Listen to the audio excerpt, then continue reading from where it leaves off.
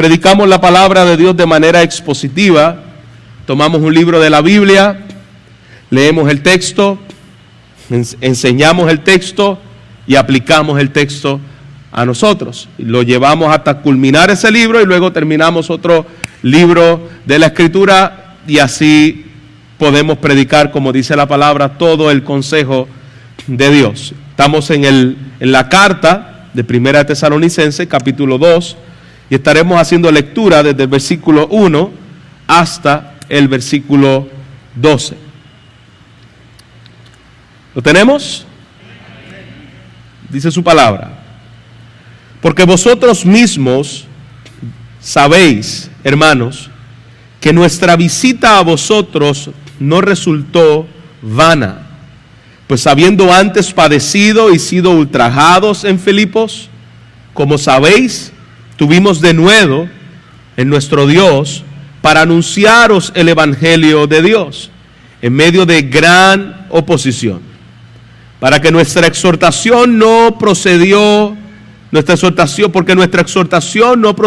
error ni de impureza, ni fue por engaño, sino que según fuimos aprobados por Dios, para que se nos confiase el Evangelio. Así también, no como para agradar a los hombres, sino a Dios, que prueba nuestros corazones, porque nunca usamos de palabras lisonjeras, como sabéis, ni encubrimos avaricia. Dios es testigo. Ni buscamos gloria de los hombres, ni de vosotros, ni de otros, aunque podíamos seros carga como apóstoles de Cristo.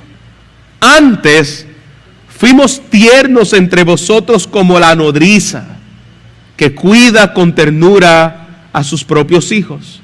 Tan grande es nuestro afecto por vosotros, que hubiésemos querido entregarnos no solo el Evangelio, sino también nuestras propias vidas, porque habéis llegado a hacernos muy queridos. Pero os acordáis, hermanos, de nuestro trabajo y fatiga, como trabajando de noche y de día, para no ser gravosos a ninguno de vosotros, os predicamos el Evangelio de Dios. Vosotros sois testigos, y Dios también, de cuán santa, justa e irreprensiblemente nos comportamos con vosotros los creyentes, así como también sabéis de qué modo, como el Padre a sus hijos, exhortábamos y consolábamos a cada uno de vosotros, y os encargábamos que anduvieseis como es digno de Dios, que os llamó a su reino y gloria. Padre, gracias por tu palabra. Gracias porque podemos ver el corazón de un siervo que amaba tu causa, un siervo, Señor, que vivía para tu gloria, y un modelo en el cual nosotros podemos, Señor, aprender a cómo servir en tu reino. Padre, que estas palabras del apóstol Pablo puedan impregnarse en nuestras vidas y que su ejemplo pueda afectar la manera en que te servimos. Abre los ojos de nuestro entendimiento y danos, Señor, claridad para que tu palabra pueda ser aplicada a nosotros y que los oídos espirituales puedan ser destapados, que nuestra pereza pueda ser quitada y que podamos, Señor, en el día de hoy, oír tu voz. Queremos decirte como Samuel habla, que tu siervo escucha. En Cristo Jesús oramos. Amén. Amén. Los que estuvieron con nosotros la semana pasada, vimos cómo la iglesia de Tesalonicenses era una iglesia ejemplar, cómo vivían de manera modelo, cómo la iglesia servía a nivel de congregación, cómo el testimonio de ellos había llegado a lugares remotos y todos conocían por causa de ellos en aquel lugar quién era Jesús. En el día de hoy estaremos viendo cómo Pablo, luego de alabar las virtudes de aquella iglesia, ahora Pablo hace una defensa de su ministerio, ya que habían personas que estaban poniendo en tela de juicio la veracidad del testimonio del apóstol Pablo, diciendo que Pablo servía por dinero, que Pablo servía por acusaciones que carecían de sustento, pero de todas maneras querían cuestionar el carácter y la autoridad y las intenciones del apóstol Pablo. Así que la semana pasada aprendimos cómo se ve una iglesia modelo, y en el día de hoy estaremos aprendiendo cómo se ve un ministro, un servidor modelo, alguien que podemos seguir sus pisadas y aprender porque él seguía las pisadas de Cristo. Pablo quiere hacer ver a la iglesia de Tesalónica cuál era el amor, la intención, el costo, la entrega que él había hecho por la causa de Cristo, y en particular a la iglesia de Tesalónica. El deseo de los opositores de Pablo era desacreditar el testimonio de Pablo, porque si yo desacredito lo que Pablo es como ministro de Dios, entonces yo pongo en tela de juicio el mensaje, desestabilizo a los creyentes y detengo el avance del evangelio. Así que no era solamente un ataque personal para Pablo, como tampoco debemos ver los ataques que puedan levantarse en contra de nuestras vidas como algo personal. Si tú eres creyente, Satanás no tiene ningún problema contigo. Satanás no te ataca a ti por quien tú eres. No somos gente especiales. El ataque de Satanás viene por causa de lo que representamos. Representamos el reino de Dios, representamos el evangelio de Cristo, representamos el mensaje de salvación. El ataque es contra eso que nosotros representamos, no contra nosotros. No es que Satanás la tiene contra ti, no, Satanás no la tiene contra ti, Satanás la tiene contra el reino de Dios, su gloria, la gloria de Dios y el evangelio de Dios. Pues este era el propósito de los adversarios. ¿Y quiénes eran esos adversarios del apóstol Pablo? Pues eran judíos que no habían creído en Jesús como Mesías. Judíos que decían que Jesús era un impostor que había venido diciendo que él era el Mesías, pero él no era el Mesías. Estos judíos no creían en la resurrección de Cristo. Ellos no creían que Jesús realmente había resucitado y por lo tanto atacaban al apóstol Pablo, cuyo verdadero propósito, como dije, era impedir la predicación del evangelio, en esta ocasión particular, a los gentiles que vivían en Grecia, Tesalónica. Así que lo que hace Pablo es dividir este pasaje en 3 puntos importantes, que es lo que estaremos estudiando en esta mañana. Número 1, Pablo dice: yo les sirvo a ustedes y yo les sirvo a Dios, no por riqueza y no es por fama. El versículo 1 al 6 es lo que estaremos estudiando. Número 2, el cuidado de Pablo basado en el amor, no por otro interés, no por dinero, no por cosas personales, simplemente por amor a Dios y por amor a la causa de Dios.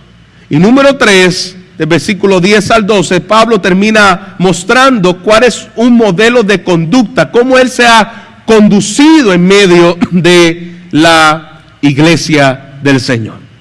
Vamos al punto número 1, no por riqueza y no es por fama. Versículo 1, el apóstol Pablo está diciendo: yo estuve con ustedes. No es que ustedes escucharon de mí por el testimonio de fulano, no. Yo estuve con ustedes, andé entre ustedes, les enseñé. Y mi visita no fue solamente una visita vana, no es que no hubo resultado de por lo cual yo fui a ustedes.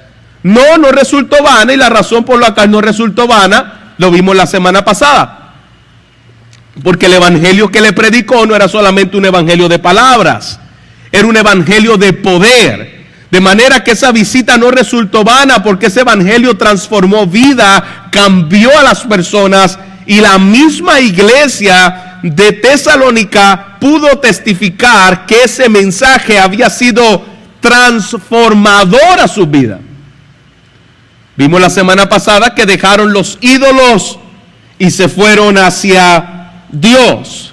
No eran los mismos, no era un mensaje de palabra, no era vana palabrería. Ellos habían sido afectados por el mensaje y la vida del apóstol Pablo. Se convirtieron como una evidencia del poder de Dios y como una evidencia de la validez del apostolado de Pablo. ¿Cuál era la validez del apostolado de Pablo? Las vidas transformadas de los tesalonicenses. Ahí podemos ver que esa visita tuvo fruto, no fue solamente una visita más, el poder del evangelio le afectó. Y hermanos, eso es lo glorioso de nosotros. Nosotros no estamos enseñando cuentos, nosotros no estamos, cuando hablo de nosotros, estamos hablando de aquellos que hemos creído en la palabra de Dios y en el evangelio de Cristo. No estamos creyendo asuntos que no tengan cambios trascendentales aquí y en la eternidad. El evangelio transforma vidas, no es vano. Lo que hacemos en el Señor no es en vano. Tu mejor inversión es precisamente en el reino de Dios, y Pablo lo sabía. ¿Y cómo yo puedo entonces mantenerme firme con aquellos ataques cuando dicen que yo lo hago por fama y por riqueza? Número uno, manteniéndote predicando lo que Dios te mandó a predicar de manera íntegra. Versículo 2. Sino que después de haber sufrido y sido maltratados en Filipos, como sabéis, tuvimos el valor, confiándoos en nuestro Dios, de hablaros el evangelio en medio de mucha oposición. Tuvimos el denuedo de anunciar el evangelio de Dios, tuvimos la confianza de saber que fue Dios quien nos había mandado a hacerlo, aunque padecimos, aunque fuimos castigados, aunque nos ultrajaron, nos acusaron falsamente, estuvimos presos, pero yo no le voy a bajar al mensaje. Pablo decía, yo voy a mantenerme fiel al mensaje que mi Dios me encomendó, y yo soy un embajador de Él, y aunque a algunos le moleste, algunos nos persigan, yo voy a predicar el evangelio. Ese es el evangelio que cambió vidas, ese es el evangelio que cambió mi vida, es el evangelio que hizo que el apóstol Pablo fuera un hombre en el cual se entregó aún hasta la muerte. Pero esa fortaleza, ese denuedo, esa pasión, no venía de Pablo por ser Pablo. Venía, dice aquí la palabra, en nuestro Dios. Tuvimos de nuevo en nuestro Dios. No era en su habilidad, no era que ellas eran bien, no es que era que Pablo era muy valiente. Es que él se fortalecía en el Señor, y ese denuedo provenía de Dios. Fue el Dios Santo el que lo llamó de las tinieblas a la luz, de la ira a la salvación. Fue el que le dio la fortaleza, el denuedo, para él seguir íntegro al mensaje del evangelio. Y es importante resaltar esto, porque no estamos hablando de la capacidad de Pablo por ser un hombre especial, un extraterrestre que vino a la tierra. No, Pablo era un hombre como nosotros, pero que confiaba en el poder del mensaje del evangelio que le fue dado por Dios mismo mediante el Espíritu Santo. La confianza de Pablo no era en su elocuencia, en su capacidad, inteligencia, habilidad. Era por el Espíritu y el poder del mensaje. En gran oposición, se mantuvieron firmes. Aunque querían que Pablo dejara de predicar lo que él predicaba, se mantuvo firme, predicando el mensaje del evangelio con denuedo. ¿Por qué? Porque temía a Dios más que a los hombres.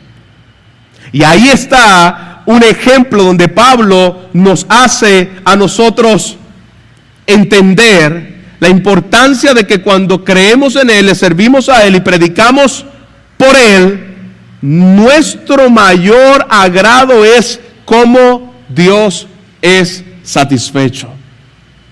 Hay oposición, está bien, pero mi denuedo, mi pasión y mi integridad está en el mensaje que Dios me confió.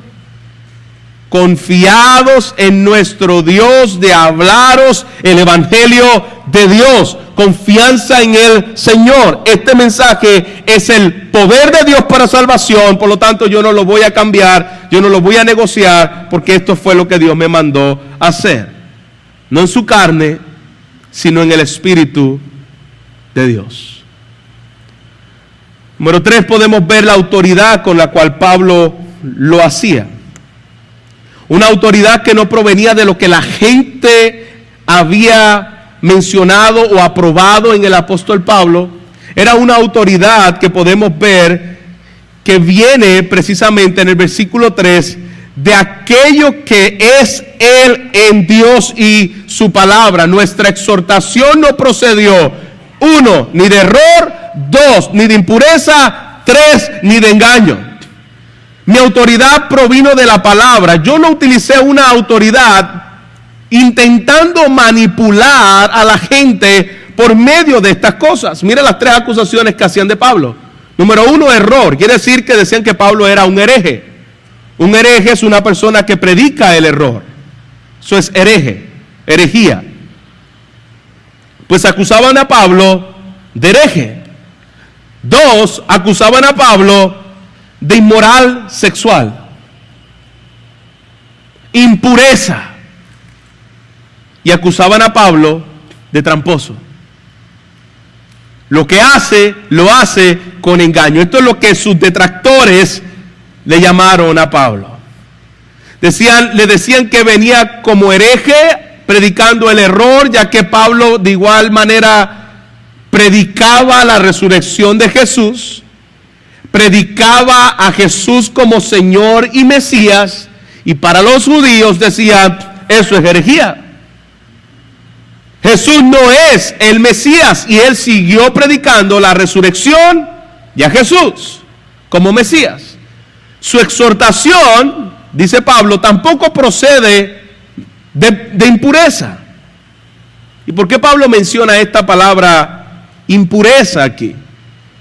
Ya que la práctica en los cultos paganos, la costumbre era que tomaban las fornicaciones, los cultos a sus dioses, y tenían sexo ilícito como una forma de agradar a su Dios.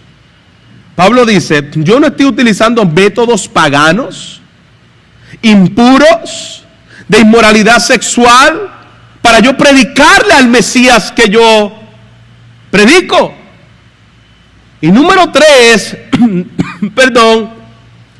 ni de engaño. Yo no soy truquero, diría si fuera puertorriqueño Pablo.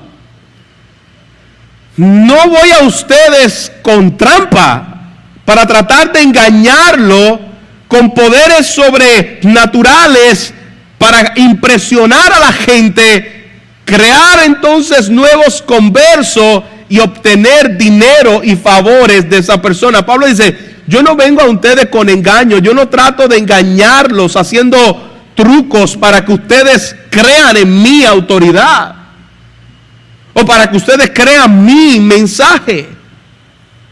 Iglesia, el uso de trucos en el ministerio, en la predicación, no son necesarios para tener éxito. Tú no necesitas manipular a las personas para que Dios se mueva en medio de su pueblo. Es triste escuchar hoy en día las supuestas campañas de milagros, donde incluso pensamos que ese día Dios tiene que sanar. Ven hoy por tu milagro. Campaña de milagro día tal. Y si ese día Dios no quiere sanar. Pero se ha puesto en manifiesto que muchos, yo no estoy diciendo que en todos, hermanos, en muchas de estas campañas de milagros, incluso hay un video donde el sobrino de Benny Hinn, creo que se llama Costin Hinn, algo así, él menciona cómo se le pagaba en muchas ocasiones a personas que testificara que Dios había hecho un milagro en su vida en esa campaña. Incluso hay videos donde esa misma persona que estaba en otra campaña, en otro país, en 3 o 4 lugares diferentes, diciendo que Dios la había sanado, la misma persona, actuando con engaño para buscar la manipulación de las emociones de la gente, para sacarle dinero a la gente, para embriagarse de poder y de riquezas. Eso es en el tiempo presente. Pablo dice, yo no voy a ustedes con engaños. Yo no voy a tratar de hacer un circo para que la gente respalde mi ministerio ni mi predicación. Un famoso dominicano llamado Diony Báez hace poco también salió a relucir, donde sale un video donde él convierte el agua en vino.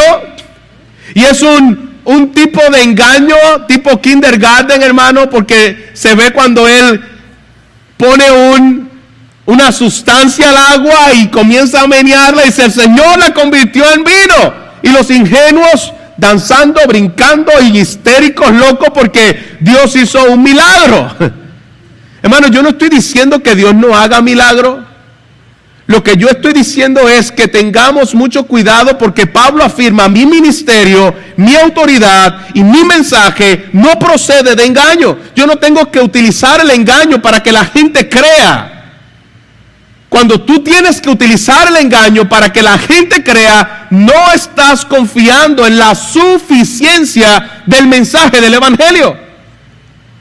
No hay que hacer un circo pragmático para que la gente se quede en la iglesia. Hermano, si la gente llega por entretenimiento en la iglesia, los vas a tener que mantener con entretenimiento. Si la gente llega porque tiene hambre de la palabra y del Evangelio, la única razón por la cual se irían es porque no está la palabra y no está el Evangelio. No engaño. Podemos seguir hablando de los engaños, hermanos, porque hay muchos trucos de engaños en medio de la iglesia presente. En una ocasión, creo que se los he mencionado, un pastor conocido, amigo en Nueva York, se le acercó un hombre y le diga, mira, yo soy conocido por llenar los lugares como profeta de Dios. Y la forma en que él utilizaba para atraer personas a ese lugar era que él aparentemente conocía el futuro y podía decirle el seguro social de esa persona. Levantaba, fulano de tal, pase por aquí. Dios te ha llamado en el día de hoy. Tu seguro social está tal. Y claro, con engaño, él podía haber anteriormente hablado con otros para que pudiera mencionarle las cosas que ya sabía, o otros ya le había dicho de manera cercana. Tengamos mucho cuidado, hermanos, que muchos ministerios quieran tener su aprobación por cosas como estas que acaba de decir Pablo. No es mi exhortación proceder de error, ni de impureza, ni de engaño. No dependemos del truco, no dependemos de elocuencia, no dependemos de persuasión humana para hacer la obra de Dios. Se predica el mensaje de una forma sencilla y el Espíritu Santo hace su obra. Punto. Tú no tienes que ayudar al Espíritu Santo. Predica la palabra y el Espíritu convierte. Predica la palabra, el Espíritu regenera. Predica la palabra y las vidas son transformadas. Deja la palabra hacer lo que tiene que hacer. No necesita nuestra ayuda. Un ministro de Dios sabe que la palabra de Dios hace el trabajo. La acumulación continua de la palabra de Dios en el corazón hará un efecto. A la larga, hará un efecto. Pastor, predico la palabra y todavía no veo muchos cambios. Sigue predicando la palabra. Sé fiel a lo que Dios te mandó a hacer. La palabra de Dios hará una transformación. Es viva, es eficaz, es cortante. Decía Martín Lutero, la palabra de Dios tiene manos y me toma, tiene pies y me persigue, tiene boca y me habla. La palabra de Dios es viva. Confía en la palabra de Dios. Versículo 4. La responsabilidad de Pablo para con la iglesia. Y hace un contraste luego de decir y de probar que su mensaje no contiene error, que sus motivaciones no eran impuras, que sus métodos no eran empleados por engaño. Y Pablo dice entonces, Dios ha examinado mi corazón. Dios es testigo de que nosotros fuimos aprobados por Él. No me aprobó el hombre, me aprobó Dios para que se nos confiase. Esa palabra es una de las más poderosas que Pablo le puede decir a un ministro y a un hombre de Dios, a una iglesia. Iglesia, se nos ha confiado el Evangelio. Muy probable a ti no se te confía ni para cuidar ni el perrito de tu casa, porque no tienen confianza en que tú seas capaz de poderlo cuidar y proteger. Probablemente se te escapa. Perdemos el control, incluso del control de nuestra casa, y cada rato lo perdemos y no lo podemos, no lo encontramos. Pero dice la palabra, dice el apóstol Pablo, que se nos confió el Evangelio. No hay nada más precioso. Una de las cosas que nosotros como padre tenemos temor y cuidado es con quién nosotros dejamos a nuestros hijos. Y hermanos, es bien raro que nosotros podamos dejarle a nuestros hijos a alguien, porque para nosotros eso es algo importante. Dice la palabra que Él no te confió tu hijo. Él nos confió el Evangelio. Puso en nuestras manos, en vasos de barro, el poder transformador del Evangelio. Cuidado cómo tratas el Evangelio. Cuidado cómo predicas el Evangelio. Cuidado cómo ministras a otros con el Evangelio. Porque Dios te lo confió. Se me ha confiado el Evangelio. Y así hablamos. Cuando tú sabes que el Evangelio te fue dado y te fue confiado por Dios y te fue puesto en tus manos, es cuando nos dejan a alguien que no es de nuestros hijos, tú vas a estar pendiente porque sabes que esto es algo valioso, que la otra persona valora. Se nos confió lo más grande en todo el planeta Tierra, el mensaje del Evangelio. Cuando tú sabes eso, tú tomas ese mensaje con temor y temblor, y tú no lo utilizas para agradar a los demás. Tú tienes una grande responsabilidad. Y es lo que Pablo quiere hacer ver aquí. Mi responsabilidad me fue dada primeramente por Dios. Quien puso el Evangelio y quien me confió el Evangelio fue Dios. Quien me aprobó fue Dios. Quien me llamó fue Dios. Y quien me pedirá cuenta es Dios. Por lo tanto, yo tomo muy en serio lo que Dios me ha confiado.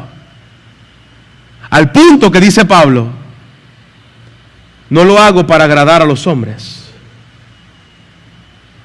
Esto Pablo lo repite o lo dice también en Gálatas capítulo 1 versículo 10. Porque busco ahora el favor de los hombres o el de Dios. O me esfuerzo para agradar a los hombres. Si yo todavía estuviera tratando de agradar a los hombres, no sería siervo de Cristo. La convicción de Pablo es, el ministerio que me fue otorgado con la confianza, no por lo que soy, sino por lo que es el mensaje, como ministro de Dios. Por lo tanto, mi deseo es agradar no a los hombres, sino a Dios que prueba nuestros corazones. Si tú basas tu ministerio y tu servicio a Dios para agradar a los hombres, tendrás que complacer a los hombres. Si tú basas tu servicio a Dios para agradar a Dios, buscarás siempre agradar a Dios. El mensaje no es para agradar a los hombres. El cristianismo no es para agradar a los hombres, es para agradar a Dios. Luego de Pablo mencionar su responsabilidad, no vengo a ustedes para sacarles provecho, no vengo a ustedes para buscar fama. Pablo habla de la humildad, lo que lo mantuvo firme en medio de la persecución, íntegro al Evangelio, responsable al Evangelio y humilde ante el Evangelio. Versículo 5 al versículo 6, parecía que esto no acababa, era una acusación tras otra, una acusación, un señalamiento tras otro. Y le dice en el versículo 5, porque nunca hemos usado de palabras lisonjeras, lo acusaban de eso, por eso lo trae. Como sabéis, ni incluimos avaricia, Dios es testigo. Del versículo 5 al 6, número 1, no uso palabras para tratar de sacar de algo a ustedes. Yo no busco lucrarme de ustedes. Y número 6, versículo 6, perdón, yo no busco la gloria de los hombres. Mi motivación, número 1, no es, dice aquí Pablo, agradar a los hombres, decirle a los hombres lo que ellos quieren oír. No los adulo, no estoy como dicen en el buen puertorriqueño con la salamería, alamoso, diciéndole cosas a los hombres para tratar de agradarle. No, pues Pablo no estaba con esa salamería. Pablo no fue avaricioso, no aparentó querer tener dinero ni posesiones. Y él dice, Dios es testigo de eso. La razón que estuve entre ustedes no fue sacarle dinero y provecho a ustedes.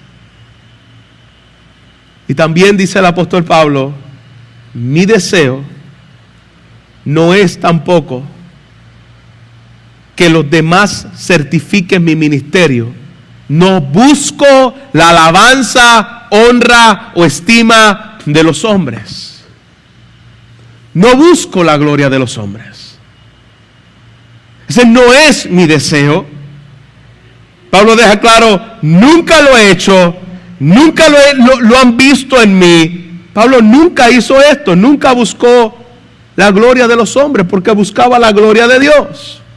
Pablo nunca buscó adular a la gente porque buscaba la conformidad de la imagen del Señor. Era la gloria de Cristo, no tenía afán de protagonismo. Él mismo fue el que dijo en Romanos capítulo 11, porque de Él, por Él y para Él son todas las cosas. Todo lo que hago, todo lo que digo, todo lo que predico, busco que la gloria se la lleve Él. Al igual que en aquella época, hermanos, donde acusaban a Pablo de cosas que hacían los falsos maestros, en el tiempo presente hacen lo mismo. Utilizan palabras lisonjeras, se quieren lucrar y quitarle la gloria de Dios para que la gente los adore, les sirva a ellos. Tengo que mencionarlo porque es una realidad y tenemos que tener discernimiento. Tenemos hombres como Joel Osteen, donde tiene un auditorio de 20 y pico de mil personas, uno de los libros bestseller diciendo tu mejor vida ahora, y la gente al ser adulado por eso, ok, yo quiero mi mejor vida ahora. ¿Quién no quiere su mejor vida ahora? Pues yo te voy a dar los principios para que tú tengas tu mejor vida ahora. Y la gente le gusta escuchar ese tipo de lisonjería, no sé cómo, si es una palabra correcta. Le gusta escuchar ese comezón de oír, le gusta que le digan que todo te va a ir bien. ¿Cuál es la palabra mágica? Él dice en uno de esos libros que lo tuve que leer para tener propiedad de poder hablar sobre esto. Pero en uno de sus libros él dice que él estaba en buscando un estacionamiento y que él decía, lo que es la metafísica. Tú proclamas la palabra y tú lo que proclames lo vas a recibir. Y él decía, yo soy un hijo de Dios favorecido y Dios me va a dar un estacionamiento. Y que en ese momento alguien salió del estacionamiento y él sabía, yo soy un hijo de Dios favorecido, y que por medio de sus palabras el favor de Dios lo atraía a través de lo que dice. Tu mejor vida ahora. Tenemos hombres como por ejemplo T.D. Jakes, Joyce Meyer, Paula White, la amiga de Trump, Guillermo Maldonado, Cash Luna, Ana Méndez, entre muchos otros. Ayer escuchaba precisamente una predicadora de aquí cercano, puertorriqueña, en una de estas emisoras. No pude estar más de 2 minutos escuchándola, hablando precisamente palabras lisonjeras. ¿Quieres bendición de Dios? Dios te quiere bendecido, prosperado. Dios te va a dar aquí, Dios te va a dar allá. Y la gente gritando de forma histérica por las palabras de esta pseudo predicadora. Apóstola.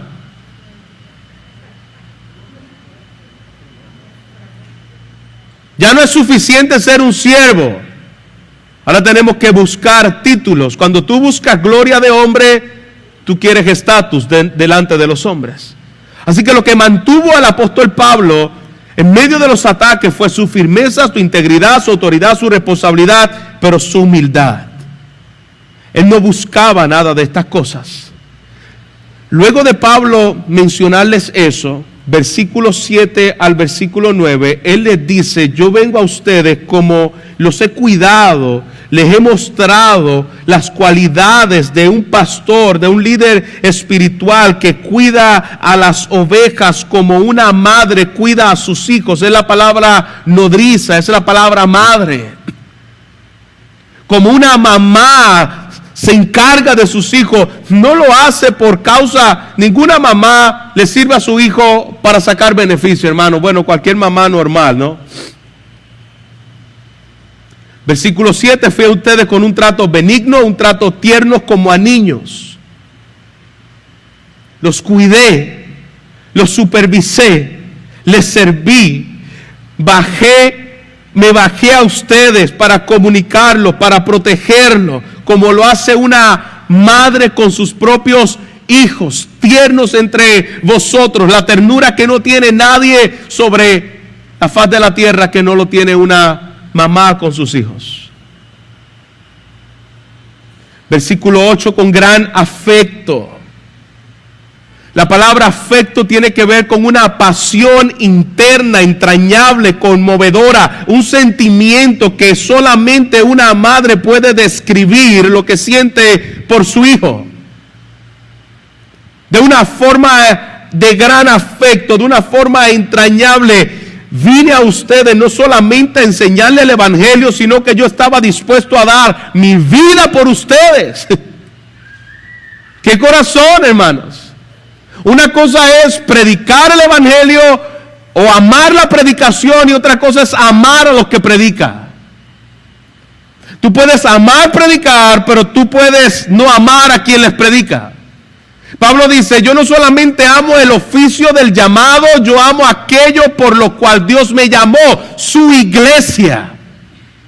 Y estoy dispuesto no solamente a enseñarle el evangelio, sino también nuestras propias vidas han sido entregadas por la causa de Cristo, porque han llegado a ser muy amados, muy queridos por nosotros. Ahí está la diferencia. Cuando tú amas la gloria de Dios, tú amas la causa por la cual Cristo vino. Él vino por su iglesia, Él vino por su esposa, y Él no solamente lo dijo como una forma romántica, yo estoy dispuesto a dar mi vida por Dios o por la iglesia. No, Él estaba dando su vida por Dios y por la iglesia. Nuestras propias vidas han sido entregadas a ustedes. Nos movió a entregar el evangelio y a entregar nuestras propias vidas. ¿De dónde Pablo aprendió esto? ¿No es este, hermano, el amor de Cristo? Cristo no solamente nos dijo, los amo desde el cielo. Él vino, se encarnó, tomó la forma de hombre, se hizo maldición, murió en el lugar de los pecadores, resucitó al tercer día e intercede por nosotros a la diestra del Padre. Es lo que Pablo está imitando.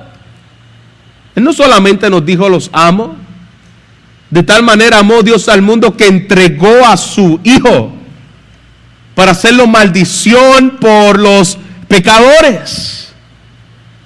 Ese es el amor de una madre, el que Pablo está trayendo como ejemplo. Versículo 9, trabajando de una manera desinteresada, con fatiga de día y de noche, no pidiéndoles a ustedes para no serlo gravoso, sino que he estado trabajando de una forma bivocacional para que pueda despejar cualquier acusación que se estaba haciendo de mí en el momento. Esa es la descripción del amor tierno, afectuoso, íntimo, sacrificial, duro, que Pablo mostró al predicarles el Evangelio. Luego de utilizar la metáfora de una mamá, él habla de la parte de guía, la parte de liderato en su rol como pastor. Y termina hablando de ese modelo de conducta. Versículo 10 al versículo 11. Mira el lenguaje que ahora Pablo utiliza de una manera pastoral. Vosotros sois testigos también de cuán santa, justa e irreprensiblemente me conducí entre ustedes. Esto se ha perdido en el tiempo presente, hermano. Pablo está diciendo, la manera en que yo me conduje entre ustedes, número uno, reflejaba santidad. La característica de un siervo genuino de Dios y de un ministro de Dios, la característica principal debe ser la santidad. La santidad quiere decir separado para Dios. Yo me he comportado con ustedes de manera santa. El trato hacia ustedes ha sido justo e irreprensible. Esa palabra irreprensibilidad quiere decir buena reputación como siervo de Cristo, tal como lo debe ser un padre cristiano hacia su hijo. Yo me he comportado entre ustedes con una buena reputación, con un trato justo y con santidad. Obviamente Pablo no se estaba comportando así para ganarse la salvación. Pablo se comportaba así porque él ha entendido el valor de la salvación. Sé santo porque yo soy santo. Eso se ha perdido en el tiempo presente. Se ha perdido que la palabra de Dios nos dice que sigamos sus pisadas. Se ha perdido en el tiempo presente que para vivir delante del Señor, para servirle, para predicar su palabra, no es solamente talento, no es solamente carisma, es un asunto de separación para Dios, irreprensibilidad, una buena reputación, y esto se ha perdido. La marca principal de un siervo de Dios se ha perdido en el tiempo presente. Si entretiene, hace chiste y me dice el futuro, debe ser un buen predicador.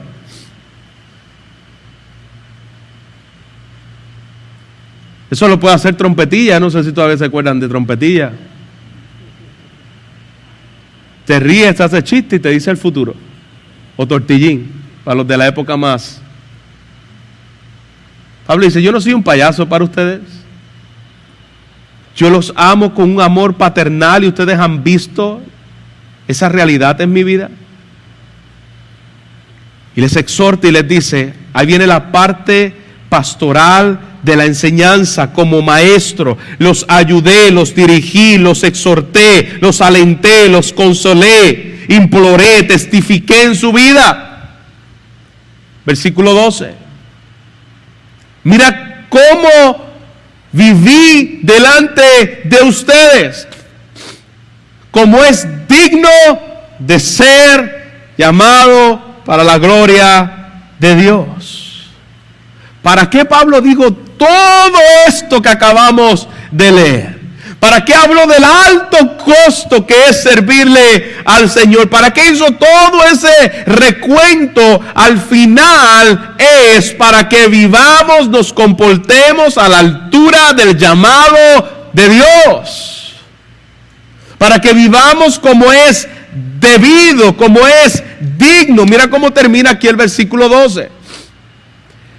Para que anduvieseis como es digno del Dios que os llamó a su reino y su gloria. Esa es la razón por la cual viví entre ustedes como viví, por la cual hago defensa del Evangelio y por la cual les explico. Ya ustedes lo están haciendo, están viviendo de una manera que dan gloria a Dios. Manténganse viviendo de esa manera para que anden como es digno del Dios que os llamó de su reino a su gloria. Hay una manera de andar en Dios. Y yo quiero terminar con esa pregunta. Si la razón por la cual Pablo le hace este timeline de su vida delante de Dios es para que vivan digno del llamado de su reino y su gloria, quiere decir que hay una manera digna de andar en el reino de Dios. Y yo quiero que tú y yo nos preguntemos hoy: ¿estoy andando de una manera digna de la muerte del sacrificio, la muerte de Cristo y su sacrificio? ¿Estoy andando de una manera digna de lo que Cristo hizo en la cruz del Calvario? Ay, que no somos salvos por obra. Sí, nadie dice que somos salvos por obra, pero tu vida debe vivir a la luz de esa obra que Cristo hizo por ti, muriendo en tu lugar. Como algo que es de valor para ti, de estima para ti, para que andes como es digno del Dios que os ha llamado. Ese es el mensaje a todo creyente, aunque no seas pastor. Pastor, bueno, Pablo está hablando aquí como pastor. Bueno, no todos somos pastores, pero podemos aprender varias cosas de esto. Todo creyente debe esperar, como siervo de Cristo, lo mismo que pasó Pablo. Si tú eres creyente en Cristo, tú tienes un costo que pagar, no para ser salvo, porque ya lo eres. Hay cosas que tenemos que negarnos. Hay cosas a las cuales tendremos que abstenernos. Nos vamos a tener que sacrificar. Vamos a sufrir burla, vamos a sufrir persecución, vamos a ser traicionados. Se van a levantar falsos testimonios contra nosotros. Lo hicieron con Jesús, lo hicieron con Pablo. Si tú le sirves a Jesús, lo van a hacer contigo. ¿Qué nos hace pensar que a nosotros no nos debe pasar estas cosas? Le pasó a Jesús, le pasó a los apóstoles y a nosotros no. ¿Qué más podemos aprender acerca de esto que acabamos de estudiar? ¿Cómo Pablo enfrentó la oposición? Debe a mí guiarme en cómo enfrentar la oposición, cómo mantenerme firme en medio de la oposición. Número 1, vimos en versículo 2, Pablo confiaba en la soberanía y el poder de Dios y su palabra. Número 2, versículo 3, confiaba en la veracidad del Evangelio. Versículo 4, reconocía que su aprobación venía de Dios. No lo buscaba en los hombres. Buscaba agradar a Dios y no a los hombres. Versículo 4. Enseñó el Evangelio de una forma tierna. Amó a las personas. Versículo 8. Compartió en todas las debilidades y en las fortalezas de la vida de la iglesia. Estuvo dispuesto a sacrificarse por la iglesia. Hablar el Evangelio requiere de esfuerzo y trabajo, hermanos. Servirle al Señor requiere de esfuerzo y trabajo. Y por último, podemos aprender cómo mostrar un carácter irreprensible, no perfecto. No lo van a encontrar a nadie perfecto, para eso vino Jesús. Pero el mensaje que predicamos, tenemos que tener cuidado que nuestra vida no lo cancele. Cuidado de que nuestra vida cancele el mensaje que nosotros predicamos. Porque nuestra conducta habla más fuerte que nuestras palabras. Pablo podía mencionar ese balance en cómo aquello que le predicó, les enseñó, lo vivió entre ellos. ¿Estamos dispuestos, iglesia amada, a ser ovejas del Señor? ¿Estamos dispuestos a tener pastores y realmente dejarnos pastorear? Porque hay gente que quiere ser pastoreada como oveja mientras se comporta como cabra. Cuidado de querer ser pastoreado como oveja cuando tu conducta es como los cabros. Yo quiero hacer lo que yo quiera, cuando te da un consejo hacer lo que tú quieras. ¿Estamos dispuestos realmente a tener pastores, a buscar el consejo de Dios como Pablo le dice a la iglesia? Por el bien de la iglesia, por el cuidado de la iglesia, me entrego, pero a la misma vez les dice, de esa misma manera yo busco en ustedes que puedan vivir para la gloria de Dios y su reino. Hacer parte del rebaño, no el centro del rebaño. Eso es lo que Pablo le dijo a la iglesia. Yo soy parte de este rebaño, trabajo entre ustedes, yo no soy el centro del rebaño. El centro del rebaño es el pastor. Y el pastor es Jesucristo. Ese es el centro del rebaño de la iglesia.